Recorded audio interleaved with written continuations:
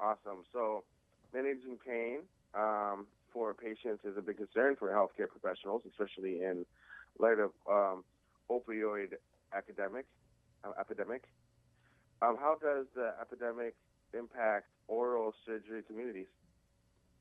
Well, David, we know that 80% of the time, young adults' first exposure to opioids is when they have their wisdom teeth removed. And some recent studies from academic pain management centers have shown that patients who are given opioid prescriptions, up to 10% of those patients will end up with some kind of abuse and addiction problem.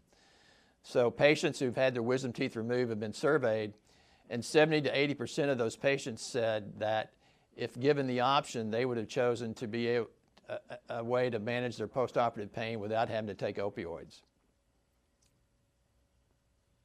Yeah, I think there's just like a fear of wisdom teeth, that there's just like this fear of pain of it. So that's where that abuse starts. Absolutely. So in your practice, your regular use of non-opioid medication for oral surgery. Tell us about that. Well, in the last 8 or 9 months, we've been using a new drug called Exparel. It was introduced to the oral surgery market last fall. Exparel is a drug similar to Novocaine. Everyone has had their jaw numbed at some point in their life to have a filling done by their dentist. Exparel is injected into the surgical sites at the end of the surgical procedure while the patient's still under anesthesia.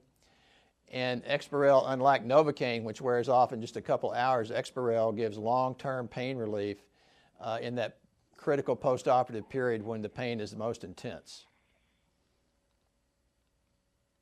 Yeah, I see. So many people, especially young adults, are first exposed to opioids following oral surgery procedure, like you were saying, excuse me, such as wisdom tooth removal.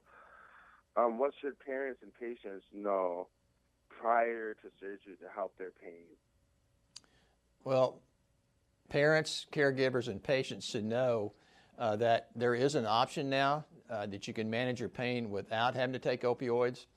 And I would encourage you, when you go for your preoperative consultation appointment, to have a real frank discussion with your surgeon about pain, the severity of the pain, how long to expect that pain to last, when can they return to normal activities, and then ask questions about what are my options in managing my pain, and one of those would include Exparel, which would allow you to not have to take opioids. Have you seen an increase in more patients asking about non-opioid treatment options in your practice? We have. As the opioid crisis becomes more and more familiar to patients and caregivers and parents, we've had more, especially parents, come in and ask, is there any options that my child can choose to be able to manage their pain after wisdom tooth removal without having to take opioids? Great. And lastly, where can our viewers at the Hype Magazine go for more information?